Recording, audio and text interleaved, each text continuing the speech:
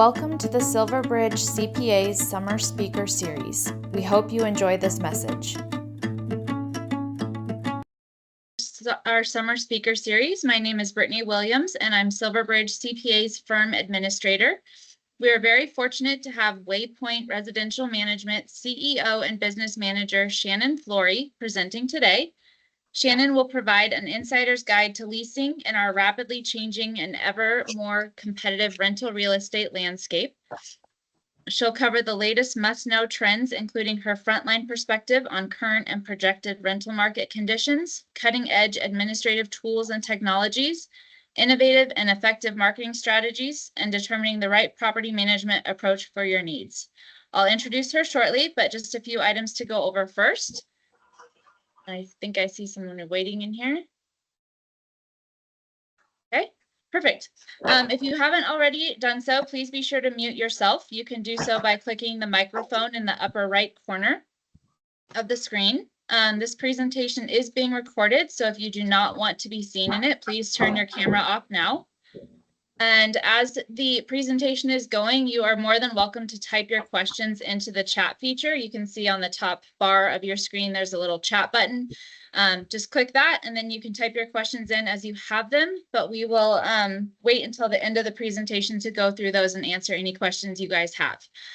And then if we have time, you can always like unmute yourself at that point and ask questions that way as well. With that said, I will introduce our speaker. With more than 30 years in real estate, spanning work in title and escrow, lending, appraising, investing, sales, and property management, Shannyn Flory contributes a unique and well-rounded perspective to the Boise market and beyond. In 2003, recognizing the need for more landlord resources, Shannyn created the first of its kind interactive landlord training manual, the Complete Landlord e-Guide, and its companion Landlords Resource Directory website as intuitive go-to references in a newly emerging tech-friendly marketplace. Then, after the market crash of 2008, Shannyn again spotted an opportunity for innovation, creativity, and quality services to assist property owners with interim home leasing strategies. She founded the business brand of Waypoint as a pivotal navigational journey toward a goal, a niche single-family rental management firm built on client-focused values and catering specifically to single-family residential properties requiring specialized strategies for maximizing maintenance and value preservation until the market timing was more optimal for a sale. Today, Shannyn continues to steer company vision and growth and enjoys pushing boundaries through service innovations, win-win business relationships, and adapting Waypoint's destination-driven model to respond to the ever-evolving housing market needs.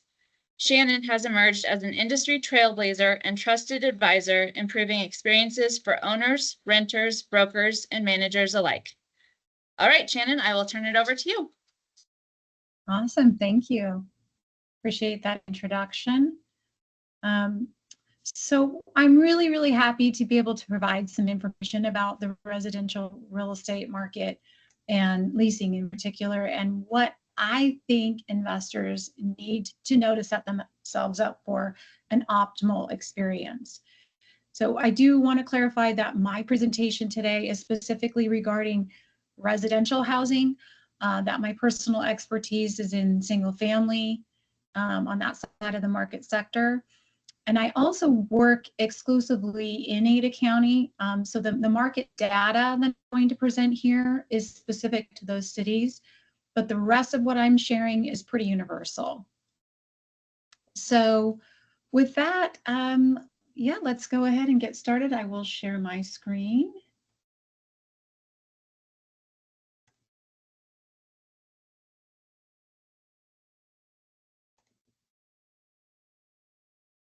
Okay, I can't see. Can you see my screen? Yep, you're there. We can see it. Okay, awesome. Okay, so my presentation is about the Boise rental market and what I think every investor needs to know for and beyond.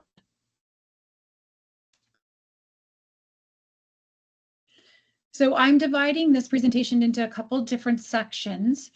In part one, I wanted to share some information about the Boise market different aspects of investing here, starting with an overview of the vacancy and pricing statistics, and offering my best guess as to what we can expect in the next few years.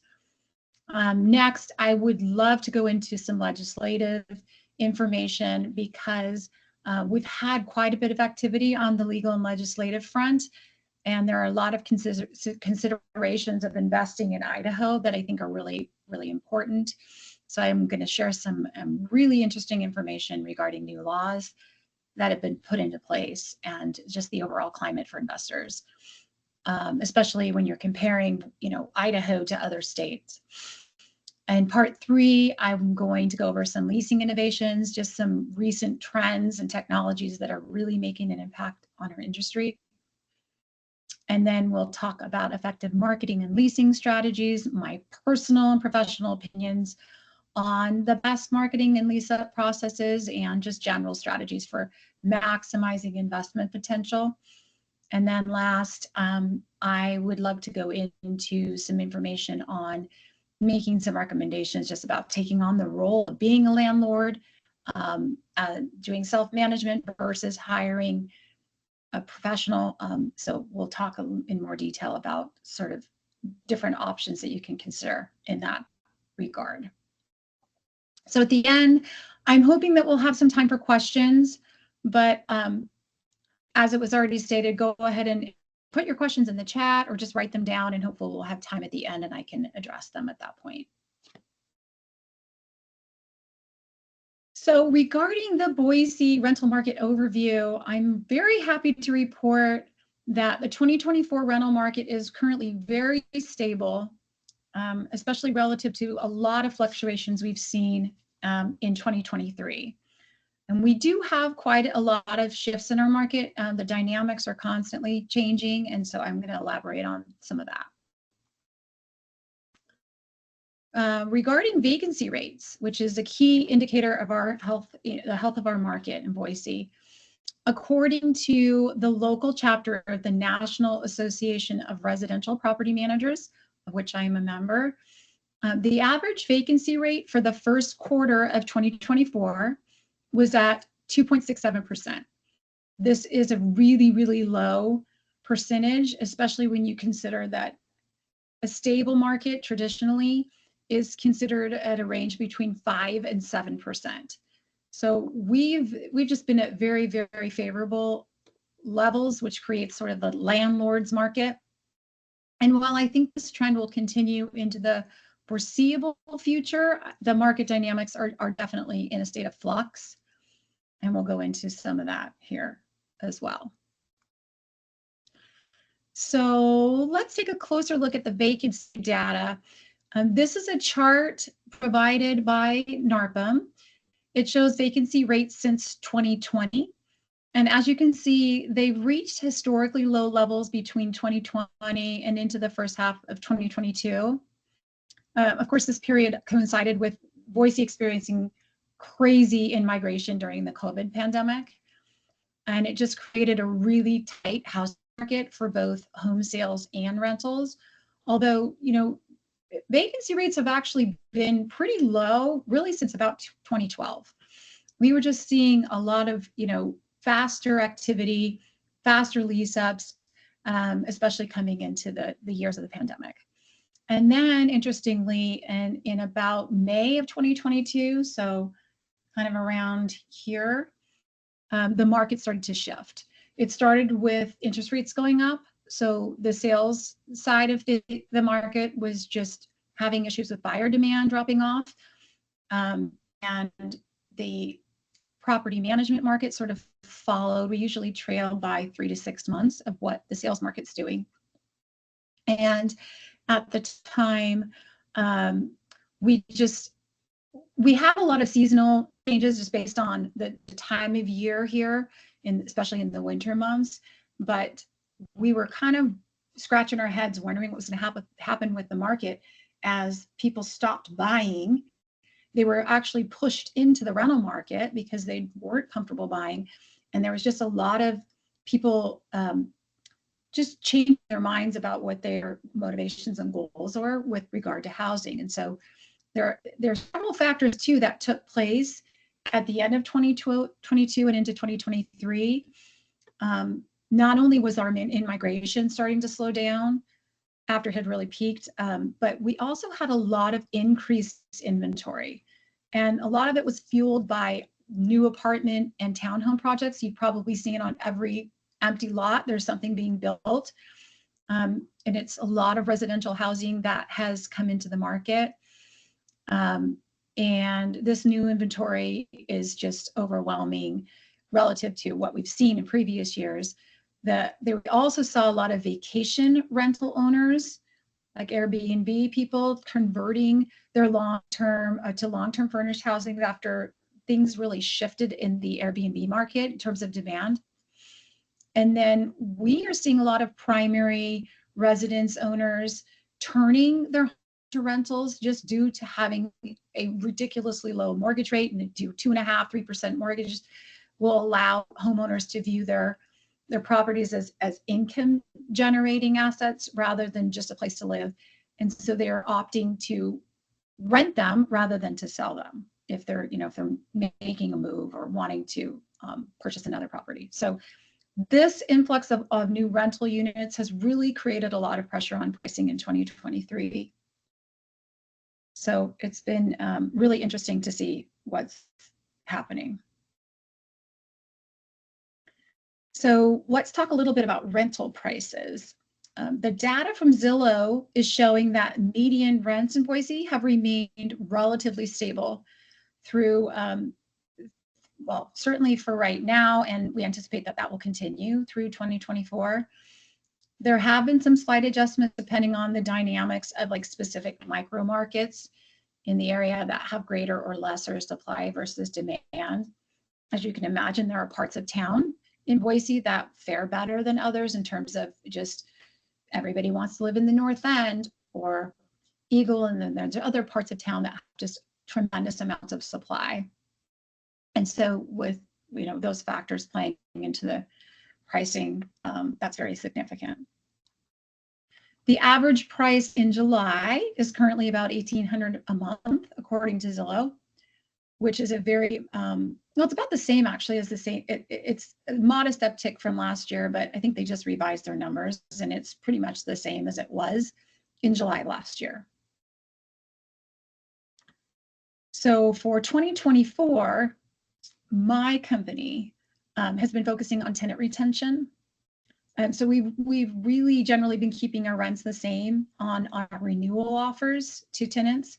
And likewise, with some exceptions, we're not being aggressive on pricing homes that are turning over just because we're looking for a moderate lease up time frame to minimize the lost rents and for our costs for our owners when they're turning properties. And so there are definitely certain properties in parts of town that warranted increases, but we are averaging between 0 to 3% fluctuations on our pricing.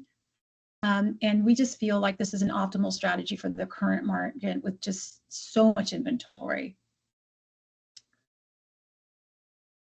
This is a chart from Zillow that reflects the downward price trend in 2023, which dropped really as much as $200, with the lowest rents reflecting in the last quarter of the year. So you can see the light blue line is the 2023 rates, with the dark blue being the year to date. The average rent price for July, as I said, is currently about $1,800 a month. And this overall picture really reflects a slowdown of these crazy rapid rent growth months that we had previous years. During COVID especially. And so we're seeing the current market as really relatively stable and healthy in terms of continued demand with lower price adjustments. I have been watching a lot of properties come on the market this season at really high prices, and I'm watching them sit, and then they have to drop their price. And the interim vacancy loss by just testing the market too high is really, really costing them a lot of money, much more than if they just started rents lower and rented them more quickly. There's a lot of reasons why I think that people are testing price. But at the end of the day, I think it's really, really pivotal to understand the market when you're pricing. People are learning the hard way of overpricing. So looking ahead, I anticipate that we will continue to have a stable and healthy market with modest increases of like 0 to 3% in rents through 2024 and 2025. And then beyond 2025, I'm guessing that rent prices will increase. I think it's sort of inevitable just due to what we're going to see in terms of new construction projects being added. Right now, all the apartments and townhome projects that you're seeing are being built from plans in 2021 and 2022. They were approved in 22 and 23, and now they're just finishing construction. So there are far fewer new projects slated that will end up coming online in 2026. So I think that we're just having this flood of inventory that will wane. Our market is still pretty hot, and so I think we'll absorb a lot of that inventory. And that just means that the supply of housing units will ultimately tighten. And over time, we're going to see rents get, pushed up.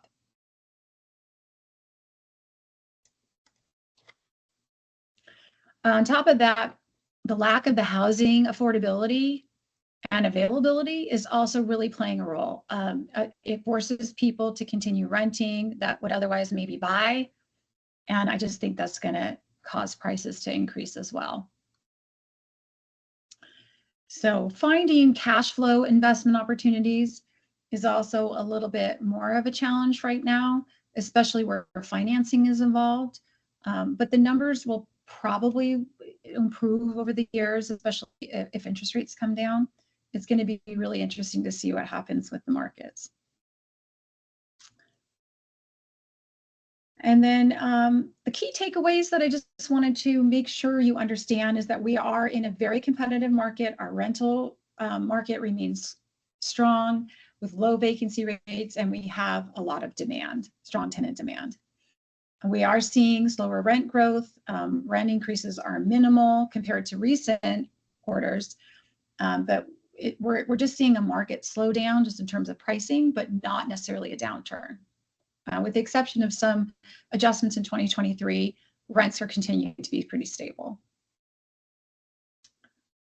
And then just one thing that I always like to tell people is that old golden rule of real estate investing is that you make your money when you buy. And so it's really important to focus on acquiring properties with strong rent potentials. And it is just a really crucial aspect of long-term success as an investor. It's really, really key to confer with your accountant, to crunch numbers, to determine the best timing to buy. And then, in my opinion, it's even more crucial to find a good real estate agent and hopefully a property manager that can help advise you on the best and the most ideal rental investment. So the next section is a legislative report, which I really, really wanted to share just because we've had so much interesting changes and shifts on the legislative front in the last couple of years. So in the nationally speaking, the landscape of tenant protections has really been shifting. There's a trend where different states and localities are increasing tenant protections in response to these crazy housing shortages and the affordability challenges, the immigration status of our country. I mean, there's just people flooding in from every nook and cranny. And so I think a lot of states and local governments are trying to figure out ways to help deal with all of the lack of housing and how they can try and create some constraints with regard to tenant protections. There are certainly very diverse approaches. And needless to say, if you look at different types of states, usually the blue states are typically very tenant focused, and red states tend to be a little bit more level, in my opinion. But you definitely need to be aware of these types of things as you're looking to invest, because it can really make a big difference. Fortunately, the Idaho legislative stance is pretty balanced. We are a very landlord-friendly state. They tend to really be focused on reasonable regulations that protect both the tenants and the property owners. They've recently pushed back on some extreme tenant protection measures that were implemented by Boise City, which I'll talk about here. I'm just blown away at what I'm seeing in other states in terms of tenant protection measures that are just really, really binding the hands of landlords and property managers. So, needless to say, maintaining landlord rights are really key to an optimal investment strategy. So in 2023, the Idaho legislature did implement a reasonable fees law, SB 1039. This law states that tenant fees charged by landlords or property managers have to be, quote, reasonable and clearly disclosed in writing. And this legislation was intended to provide the ability for tenants to challenge when they've been charged or feel like they've been overcharged in small claims court. And it hopefully will promote some transparency while discouraging landlords from imposing unfair charges. I think anybody who's doing that shouldn't be in property management, but it happens, unfortunately. And in 2023, the Boise City enacted several different tenant protection mandates. One was a protection from retaliatory conduct, which was just prohibiting landlords from intentionally retaliating against tenants for requesting repairs or just, being excessively concerned about the property where it just wasn't convenient to the landlord. And then they also had a tenants' rights notice, which is requiring landlords to provide access to what the city created as a notice of tenants' rights, which is just documenting and identifying their rights under the law. So they obviously feel like tenants don't know their rights and they want to make sure that it's being disclosed to them. They created a source of income discrimination policy that mandates that tenants cannot be denied for housing based on a verifiable source of income. And this was including Section 8 housing, which is a government program. They also did a security deposit return required for major renovations. And this was really put into place because of an issue with a large complex that ended up having some issues where they had to actually evict all of the tenants in the entire complex. And there was obviously some concerns about them getting their security deposits back and a lot of chaos. And so they implemented this law that just says that landlords have to return the deposits in the case where they're having to evict a tenant due to like a major renovation or property demolition. And then they also implemented some rental application requirements. Not a problem to require transparency around the rental application process, but they were also mandating a $30 cap on application fees. And I think this stemmed from people who are applying for rentals and paying this $30 time and time again and not being able to even get past the initial screening process. And so they were trying to protect tenants from those charges, and they put a cap on them. So then our state legislature got a lot of heat and pushback from the industry, the property management industry. And so they did a new effective strategies for sort of overseeing what some of the city level mandates were imposing that they felt were not appropriate. And so they ultimately reversed the mandatory housing voucher acceptance rule in Boise City. So it was a huge win for landlords, right, to choose whether or not they wanted to participate in Section 8 housing, where it was literally going to be mandated that if you had somebody that was on Section 8, you would have to, and they qualified, that you would have to participate in Section 8, and that's a whole other can of worms. So fortunately, we don't have to worry about that anymore. And they also banned the $30 cap on application fees in Boise City. So now they want the fees to be reasonable, but at least they're allowing, property managers and landlords to recover their hard costs, which is not something that you can control. So I think that was a really big win for us as well. Part 3, we're going to talk about leasing innovations and technologies. So there are so many wonderful technologies these days with AI, and they're continuing to evolve. But one of my favorite things is that tenant screening is now becoming really, really sophisticated. They have programs now where they can do like a identity check by having tenants provide a copy of their driver's license, and then they also provide a selfie on their phone, and they can use AI to make sure it's the same person. Tenants can provide banking information directly through their bank account, and the tenant screening software will actually pull that information to verify deposits, to verify where the deposits are coming from. So rather than tenants having to supply bank statements, they can just show this data and verify it by looking at the bank data. It's amazing technology.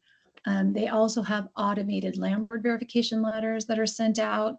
Just lots of things that are really saving time for our staff and just making it a lot easier for everybody to get through the tenant selection and screening process. Third-party pet screening. This is one of my most impactful resources that we have found in the last few years. Lately, we have a lot of people moving here from really liberal states and taking advantage of certain fair housing laws with regard to pets, namely saying, oh, I have an emotional support animal. And we know that in a lot of cases, those are legitimate, but there are also people who are abusing the system and just, using that as an excuse not to have to pay for security deposits for pets or pet rent, which is kind of typical in our market. And so third-party pet screening companies have come into the market to provide a service to verify what people are documenting as a assistance animal. Obviously, there's some really significant situations around people who are really in need of assistance animals. But a lot of people are pulling data online. They're going to websites and just buying a letter online. And so the company that we're using, for example, is checking those things. They know all of these online letters. And I just looked at our statistics through this company, and I don't think we had 48 different applicants for pet, for these assistance animals. And I would say a little bit over half of them have been declined. And the reason that they're able to decline them is because the fair housing states that they have to have a really legitimate situation, and they have to have a disability, and they have to have gotten letters from legitimate resources. And so they don't consider these online resources legitimate. So they're able to say, sorry, no, you purchased that letter online. That doesn't meet our criteria. And so the other lovely thing about these third-party pet screening companies is that we basically refer the tenant prospect to them, and then they decline them if they don't meet the criteria. And they can either convert the companion animal or ESA, the emotional support animal, to a pet where they're paying pet rent and a pet fee, or they'll just move on and they won't continue pursuing the property. So we really like this third-party pet screening. It's really changing the landscape. Property self-showings. This is huge, especially during COVID. People were wanting to have an opportunity to show properties without having to physically meet people. The self-showing businesses that are emerging right now are they're offering systems for self-showings, which basically set up key boxes, and they have identification technologies to manage access to homes by the tenant prospect at their convenience. So property managers are loving this because they don't have to show properties anymore. People can go when they want. We, as a rule, do all of our showings on properties in person because we have a whole brand and strategy about developing rapport with people and to really show and sell our properties and get feedback in, live mode, if you will. But this has made a huge difference for a lot of property managers just in terms of the time savings and being able to provide easier access to people to get in to see properties. I think there's a lot of risks to giving somebody a key because they do get a lockbox, and they could technically take the key and go get a copy made and squat. So I think there are some risks inherently with that, but the rewards tend to be really great for property managers. So it's very, very popular, very convenient. We also have software companies that are providing software that include these very sophisticated tenant and owner portals. They're enabling really easy access to secure online account information. Tenants can submit maintenance requests. They can pay online. They can set up maintenance and payments to automate. They can upload photos. They can check their tenant ledger. Owners, likewise, can have access to their accounts, their rental documents. They can pull reports. In the case of our property management software, they can pull financial reports. Very, very convenient and very sophisticated. And it's all very secure. We also have companies like Z Inspector that offer these very elaborate and sophisticated online and mobile-based systems for doing inspections. They have date and location stamped photos. It's the coolest thing you've ever seen. They allow where you can take notes, you can create reports. We use our mobile inspection software as a protective measure because we can document the condition of a property before a tenant moves in with these date stamped photos and timestamp photos. And then there's less opportunity for any disputes because when we do the move out, we can do the comparison, and it makes it really easy to determine damages that are chargeable to a tenant. And it makes it really hard for a tenant to say, that was there, when we can document it. These mobile inspection software programs also allow tenants to, when they do their move-ins, they can use it on their phone. It's really slick, total game changer, very exciting in our industry. We also have a filter delivery service program that these are kind of becoming more common. It's really just a tool that we can use to help with the ongoing preventative maintenance of the HVA systems in properties because we require our tenants to change the filters. So these programs literally ship the filter to their door, and it's sort of a, hello, I'm here, change me out.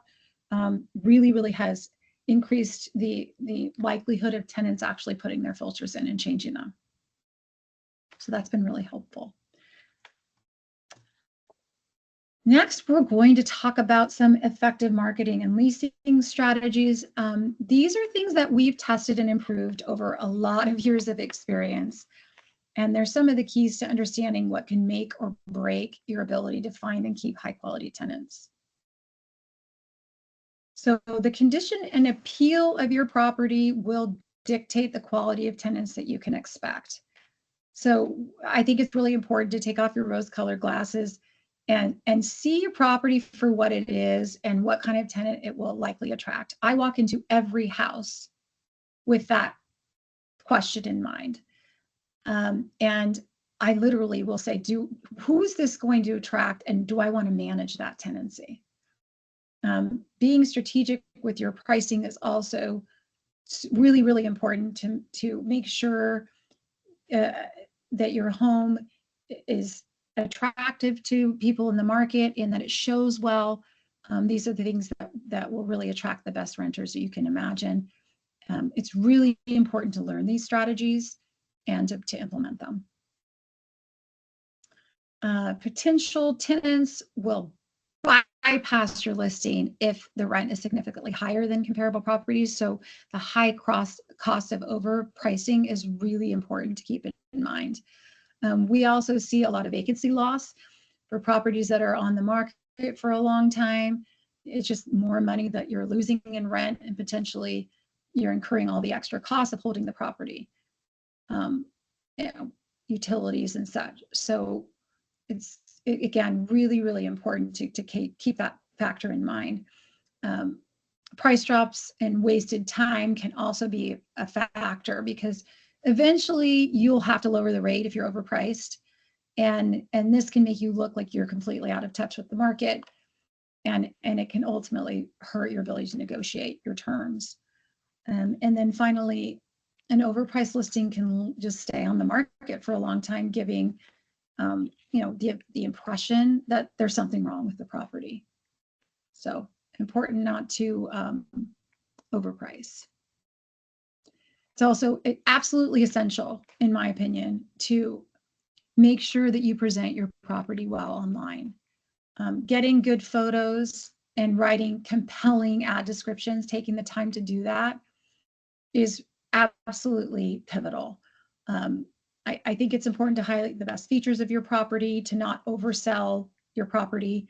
And fortunately, it's not difficult to stand out in the market, because most of the ads that you'll see are really generic, boring descriptions. A lot of the photos are, taken on an iPhone, and they've got, junk on the counter, and they don't showcase the property in a way that's going to really get people excited about wanting to see it.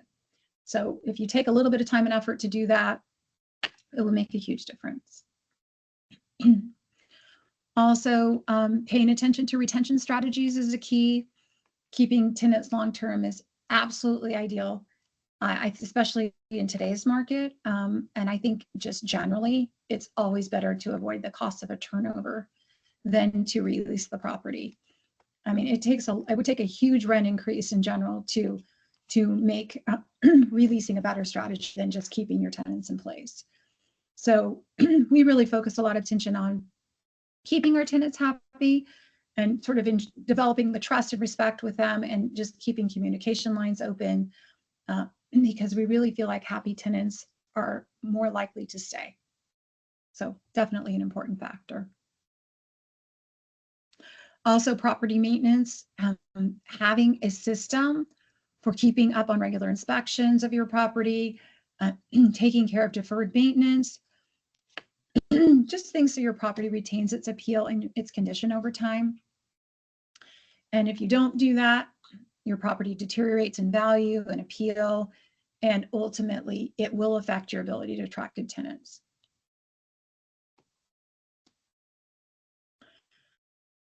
Now, moving on to part 5. These are some tips I wanted to offer on determining if you should self-manage your property or hire a professional property manager. So it's really important to know the law. Not knowing some of the most basic laws could get you into a heap of trouble. It's really essential that you know the rules, for example, on how to complete a tenant closing statement when your tenant moves out, doing a security deposit refund in a timely manner. If you don't do that, you can expose yourself to significant damages if somebody were to fight you in court. So it's just really important to understand all the laws. We already went over the legislative processes in the state of Idaho and at the city level. And I think that those will continue to play a role in our market, moving forward. I think Boise, especially in the city of Boise, they're really pushing for tenant protections. And not only are they maybe needed, but you absolutely need to know and stay on top of this type of thing. So if you're doing self-management, you got to stay on top of this stuff.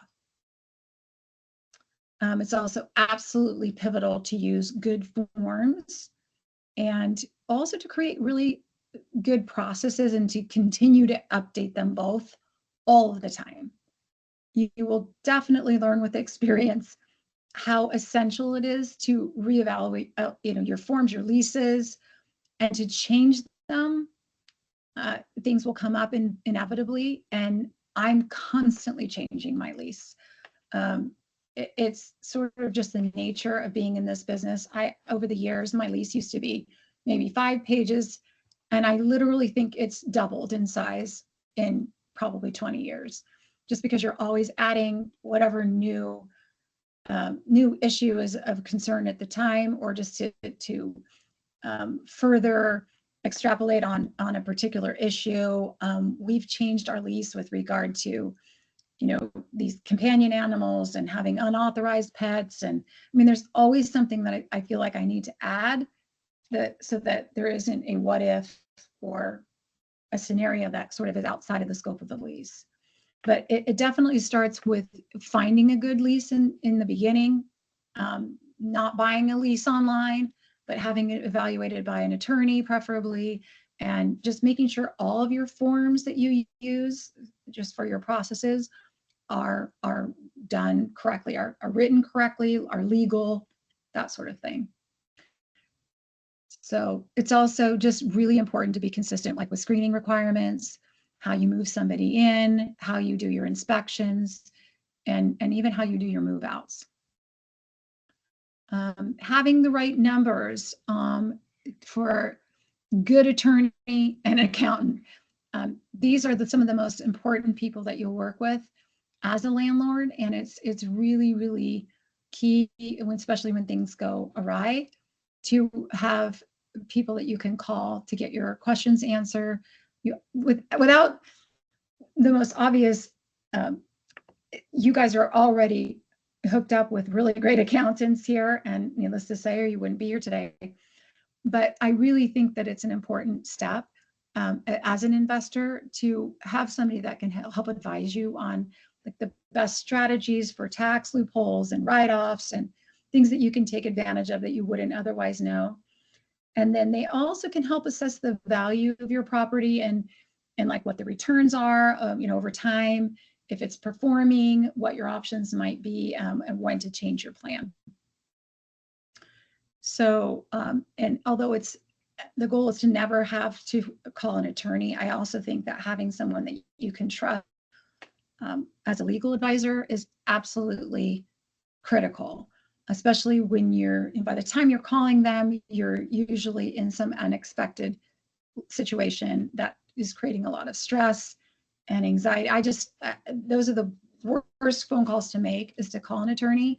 But it gives me a lot of comfort to know that I have a good one that I can confer with if needed. So the other thing is to understand what you don't know about property management and just continually strive to learn and to improve your processes. I constantly get calls from people who are doing the landlording thing and everything was great until they had some issue with their tenant and then they don't know what to do. And I think that a lot of it tends to be from people who are just uneducated about some of the most basic property management do's and don'ts. And so I think you have to be realistic about even trying to know what you don't know, that you don't know, if you will. So if you're going to be a property manager, be a landlord, I think it's really important to just be realistic about what the time cost is going to be and other factors before you step into that role. So assessing your risk tolerance is also key. If you're the kind of person that wants to micromanage the condition of your property and to know what your tenant's doing and how they're living in the house, you're going to drive yourself and your tenant absolutely crazy.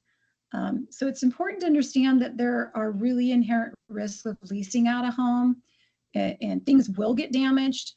You may not be able to appropriately charge a tenant for certain things, and you just can't control everything all the time. So if you're going to be an investor and self-manage, you need to be comfortable with risk and letting your tenants have quiet and peaceful enjoyment of the property. And if it doesn't feel good to you, then don't invest or hire property management to handle all those stresses. Again, we talked a little bit about knowing the market. It's really important, as I said, to know, how to price your property and that sort of thing. Finding essential vendors is also a key. Making sure you got the electrician and the HVAC guy on speed dial, because those things will come into play inevitably, and it's really, really important to be prepared. Saves you a lot of money to have time and money and hassle to have people that you trust, that you can work with.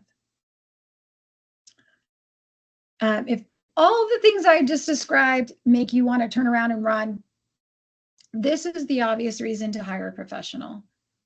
And I think property managers are underestimated largely. We have kind of a bad rap as being, really challenging to work with. But ultimately, property managers are problem solvers. We handle literally thousands of tasks, from the most silly, insignificant issues to really orchestrating how to handle larger problems, like with lease violations or property maintenance issues. We've done it all. We know what to do. We know what not to do. We're really well versed in how to save money, and will generally be an absolutely invaluable asset to your experience, especially if you're working with a really good property manager. You definitely need to have appropriate expectations of property managers, because as great as they can be, they have some limitations in terms of what they can and can't do. They're not accountants. They're not lawyers. They handle a lot of the accounting. They handle a lot of legal situations just based on their experience, but they really are not qualified to advise you on things that are beyond their area of expertise. So definitely you can lean on them for that, but also know the limitation and when you need to bring in a professional. They're also humans. They make mistakes. We make mistakes all the time. We aren't necessarily able to know every single thing about a property all the time. So if you're thinking about hiring a property manager and that they're going to do everything perfectly, just know that, again, there's just risk of leasing your property out. Property managers will do their best to oversee all of the gory details of managing your home and your leases, but there's some limitations on what they can and can't do. Definitely want to check into fee structures, and there's some key questions to ask when you're looking to find the right property manager. I would recommend to find out what's included in their management fee. The management fees can range pretty broadly. I think maybe from, let's say, 7% to 12% a month of the monthly rent. And so it's really important to ask what is included in that fee. And it's important to know if they have extra fees for doing an inspection, or are they making money for maintenance on your property? Some companies actually have a fee system built in because they're adding that on top of, the actual management of bringing vendors into the home. We don't personally do that. I think it's a conflict of interest, but it's very, very common in the industry. Even some companies that have in-house maintenance, and it's an income earner for them. It's important to find out if they have guarantees. Do they charge a fee for releases? I think that the best property managers are not the cheapest. So it's not always evaluating, like, what are you going to charge me and how much do I want to pay, or how versus, how little do I need to pay to have a property manager, because the quality of what they're providing is not equal. And generally speaking, I think that property managers will provide a good value for what they offer. So in fact, if you have someone that's too cheap, that would be concerning, because chances are they they aren't going to put the time and energy into what is really truly needed to manage your property well. That's my own personal opinion, by the way. So, and then there's pros and cons of small versus large companies. I'm a smaller company. We have 100 units. That's considered small, as opposed to, thousands of multifamily units.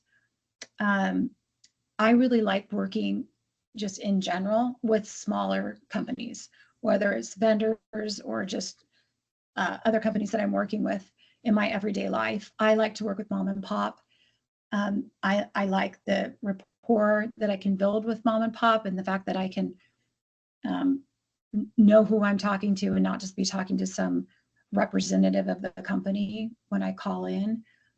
Larger companies, however, also can have some advantages depending on the type of property that you're managing. A lot of larger companies have a really broad knowledge in the market and can sort of cross-market your property well. So there are some advantages of larger companies, and they've got really streamlined processes. But I just feel generally that you kind of get lost in the shuffle when you're working with a larger company. And so I think it's really important to interview and maybe talk to a couple of companies and just get a feel for what is the best fit for your preference. Also, it's really important to find a good match for your property type and your property location. So, for example, I will get calls for management in parts of town that I don't know, I'm not familiar with. Maybe we don't have any other rentals there. And a lot of times I'll actually refer those people to other property managers that I know that do a lot of leasing in those areas of town. And especially if the property is a particular type, like if it's a townhome or even like a duplex, and I don't know the best pricing strategies for those kinds of properties in that particular area, I will refer them off. And I think it's really, really important to make sure that whoever you hire does know the market for your very specific property and that location in town. So last but not least, I want to just end my presentation by saying that the best advice I can give you about hiring a professional is to do whatever you need to do to let them earn your trust. Ask questions, share your fears, talk about your concerns, and then let them do what they do best. My best clients are the people who sort of hand over the reins to me, and I'm very honored that they will completely entrust me to manage their properties. I work really, really hard to do that, but I think from the homeowner perspective as well, the best thing you can do is just to let go and let them do what they do best. And then take advantage of the peace of mind that you can have with a good property manager. I think in a perfect world, as an investor, if you buy a property and turn it over to somebody and just, you'll get the call if there's anything wrong, and then just trust that things will continue to go well over the long term. So that's about it. Thank you so much for your time and attention to this. I hope it was helpful. And I'm happy to answer any questions. And here's my contact information if anybody has any, I'm welcome. I'm happy to answer your questions. If you want to send me an email, if you want to call my office, if you want to, just do a Q&A privately, I'm happy to do that as well. Perfect. Thank you, Shannyn. That was really, really helpful information, and so much. Like, there's just way more to it than you think. And I was definitely in that boat of like, if any of that scares you, go the direction of a property manager. So anyway, thank you.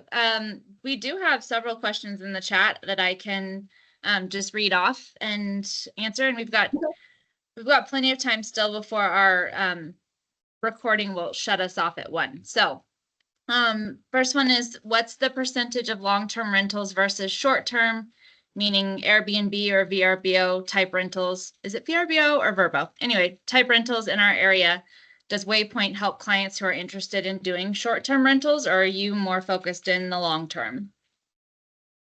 So I don't know the answer to those statistics. What percentage of properties are short-term versus long-term unfurnished. I will say that our market does have quite a few of them. They're very, very different. Mhm. They have very different costs, completely different ways of marketing. And so we don't do any short-term at all. It's just a completely different animal. Mhm. You know, you're obviously advertising short-term rentals on those sites like Airbnb and VRBO. We don't have accounts with those companies. And it's just a different strategy entirely. The pricing is completely different. You've got short-term furnished, you've got mid-term, which would be like 3 to 6 months. I mean, there's all these different sort of sectors of the market that cater to different timeframes and situations for tenants. And they're so broad. I generally recommend that people, if they're going to go short-term furnished, they talk to somebody who does short-term furnished, and that's their niche. It's just, I don't think that you can do both and do them really, really well, because they're so different. And generally speaking, I've seen a lot of people move from the short-term Airbnb into long-term furnished or unfurnished, I should say, because there's such a high saturation rate of those types of properties. And I think it's really hard. You have to build sort of a reputation, and especially be in a part of town that's going to really do well long-term for Airbnb. Sure. But I think there's some significant risks. And so you really need to evaluate with like talking to a property manager that does that, find out what the fee structure is, because it's very expensive to manage too. But there are definitely advantages if you're in the right area. And hopefully that answers the question. Yeah, yep, for sure. Do you find, sorry, go ahead. Sorry, side note, I definitely think the long-term unfurnished is a much easier way to go, just in terms of letting it go and not having to worry about it, because you sign it. It's just less general stress overall. And I think that you can calculate your returns much more easily. Okay. So. Yeah, I could see that it's less check-in for sure. Less stress on the owner. Do you find that there are rules within an HOA that don't allow for rental properties in the neighborhood? Or if they do, are there extra rules that a property manager has to deal with? I think in my neighborhood, and this was my question, the HOA states that you can't rent within a year of buying the home, but it seems like people are doing it anyway. And I just wonder if you've run into that before and kind of how you navigate that. Yeah, you know, it's most subdivisions that have been established for a long time don't have rules, and you know, it's really difficult for them to change their CC&Rs. And so sometimes they'll implement kind of a rule of thumb where they want to have a certain minimum lease, you know, like a 3 months or 6 months. They don't want the Airbnb. And nobody wants an Airbnb next door, right? But by and large, I think you're generally okay, but there are definitely newer subdivisions that have restrictions. And in fact, when I work with investors to purchase, it's one of the first things I always say to them is make sure if you're looking at a home in a particular subdivision, especially if it's newer, make sure you check the CC&Rs, because a lot of them are putting in rules or just banning rentals altogether. Yeah. But generally speaking, I don't think it's an issue. Okay. All right. Next question is, what are your rights when a tenant will not move out of your rental property? So you're basically referring to what we call a holdover tenancy. There are a couple different options of eviction in property management. The easiest and quickest one being for non-payment of rent, which is a really streamlined, 3-day notice to pay or quit. You can get a court date really quickly. Any other reason that you're evicting a tenant requires a longer and more expensive legal process. So if you have a tenant that is holding over, essentially you need to evict them. And by the way, the best way to guard yourself against that happening is to make sure you have something in your lease that's highly prohibitive of them to hold over. In other words, we charge like 1.5, I think, or 2.5 times the rent or something ridiculous like that. I can't even remember because we've never had this happen before. Mm-hmm. But we charge such an exorbitant amount of money if they're a holdover that it just discourages them from doing that. So that's key. But if you're having to move them out and forcibly evict, you're basically dealing with a legal process that's going to cost you a lot of money. So definitely better to try and negotiate with them if you can. But otherwise, that's time to call an attorney and start a legal process, unfortunately. I mean, we have kind of your standard forms that you can serve a tenant, that sort of thing. But beyond that, we will call an attorney and have to start a formal eviction process. Okay. All right. This next question is Hopefully probably going to have a fairly similar answer, but what are the landlord's rights when there are additional people living in the rental home that weren't originally on the application? Like when multiple families try to rent, does that happen often? And what kind of goes along with that? Yeah, absolutely. If you've signed a lease with a certain number of people, I mean, everybody should be a party to the lease. I mean, if you have 2 adults and 3 children, you're not necessarily putting the children on the lease, but you're noting that there are 3 children living there. Mm-hmm. If other people are moving into the property, it's a significant issue because you could have a scenario where you signed a lease with Joe and Jane, and then Joe and Jane move in some family members, and then they end up moving out, and now you have the 2, Bob and Sue Right. living in the house. Joe and Jane have moved on, and now you Mm-hmm. have tenants in your house without even having a lease. So Mm-hmm. it's absolutely pivotal to know if that's happening. You have to immediately send a lease violation notice. That stipulation should be in your lease, by the way, that if you're not on the lease, you don't get to live there. We have stipulations in our lease that say how long guests can stay.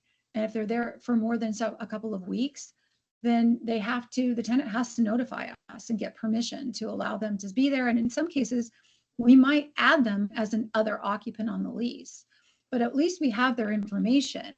Right. And it's acknowledged, and we can know who to contact, so it's a huge liability, and it's for the landlord, just knowing who's living in your house. If the house burns down and you didn't know who was living in there, I mean, the worst case scenario, obviously, but I would not put up with that for 5 minutes. So anytime we find out that there's somebody else living in the house other than what we know and have on our lease, we are immediately following up on it, sending a violation notice and demanding that they either move out or that they get added to the lease. And sometimes you can get their information like you would on an application. You get their name, their social security number. If they're contributing to the rent, you can maybe add them as a roommate. That would be perfectly acceptable. But hopefully you're finding out about that before it happens rather than after, at which point it's a violation of the lease. Okay. And you can evict them for that. You could go through a formal eviction to boot the whole group of them if they don't, remedy that violation of the lease. Sure. Okay. And then the last question in the chat, at least, is what is considered quote unquote unreasonable fees by a property manager and landlord? For example, rent is late at 5 days. What is reasonable? 5%?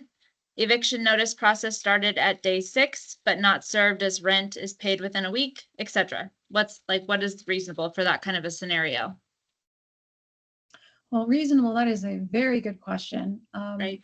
I think that, needless to say, it's very subjective.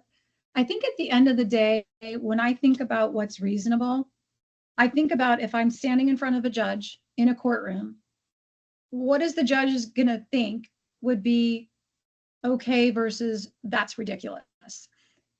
If you have, like, for example, we have late fees. We have, $50 if you're late, and then it's $10 a day. And technically it can accrue. So the longer they wait to pay, the more it accrues.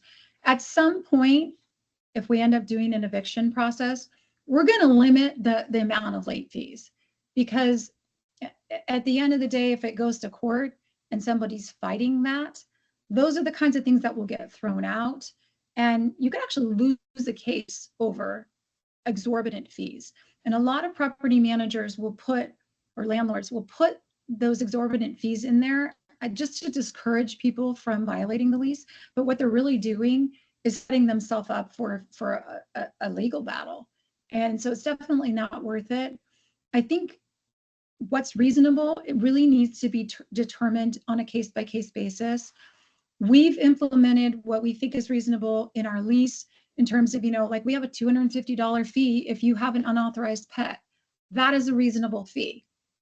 Charging, we actually at one point had, I think, $50 a day. If you had the pet in the property, $50 a day, that adds up really fast. And we actually had a situation where, the tenant was trying to get the animal approved as a emotional support animal. And in the meantime, 30 days had passed and they had over $1,000 in fees for this pet.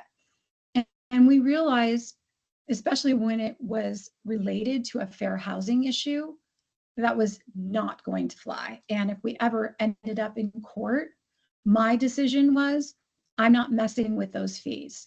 We actually, in that case, ended up waiving all of the fees. We could have charged them just a lease violation fee, but really just decided it wasn't really worth the money if we ended up having to go to court. So I think it's really case by case basis, but just start with something that's reasonable and do the what if scenario, like worst case scenario, and where do you end up? And then if and when you're charging those fees at the end of a lease, just keep in mind that those tenants might fight it and what you're going to have to deal with when you're defending yourself in court. Okay, perfect. Does anybody else have any other questions? If you do, you are more than welcome to just unmute yourself at this point and ask.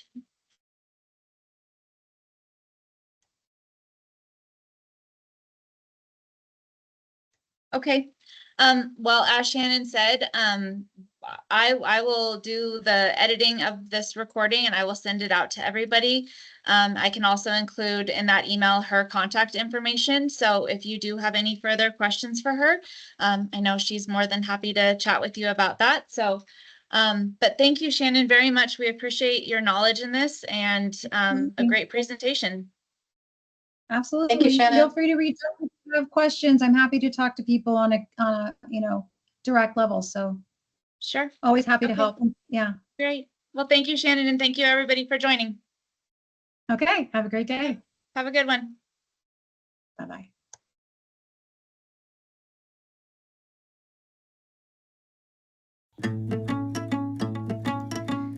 Thank you for watching this summer speaker series.